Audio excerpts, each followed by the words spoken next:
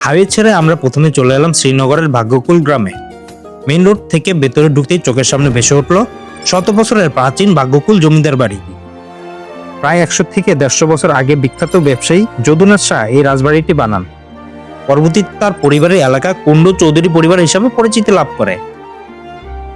লবণ সুপারি আর শাড়ির ব্যবসায় সফল হয়ে তিনি সন্তানদের জন্য আলাদা আলাদা প্রাসাদ বানিয়ে দেন, যেগুলো কোকিলপিয়ারি জমিদার বাড়ি, উকিল বাড়ি বা জজ বাড়ির নামে পরিচিত পায়। দোতলা ভবনটির সামনে যে 8টি বড় বড় পিলার বা থাম দেখছেন, এগুলো গ্রিক স্থাপত্য শৈলীতে বানানো।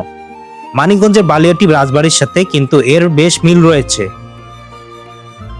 ভাঙাচোরা এই পুরানো দেওয়াল আর পিলারগুলোর সামনে দাঁড়ালে আজও এর শত বছরের আভিজাত্য স্পষ্ট টের পাওয়া যায়। রাজবাড়ির সাথে রয়েছে বিশাল এক শান্ত পুকুর। এত বড় পুকুর আর এর ঘাটটা দেখতে সত্যি দারুণ লাগে।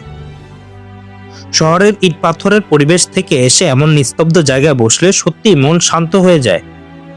জমিদার বাড়ির চত্বরের কাছেই রয়েছে বিক্রমপুর জাদুঘর। বিক্রমপুর অঞ্চলের অনেক পুরনো দিনের ইতিহাস খুব সুন্দর করে সাজিয়ে রাখা হয়েছে এখানে। বহু বছর আগের মাটির পাত্র, পুরনো দিনের ব্যবহৃত জিনিসপত্র আর নানা স্মৃতিচিহ্ন দেখে বেশ অবাক হতে হয়। আমাদের আগের দিনের মানুষজনের জীবনযাত্রা কেমন ছিল তা কাছ থেকে দেখার জন্য চমৎকার একটি জায়গা।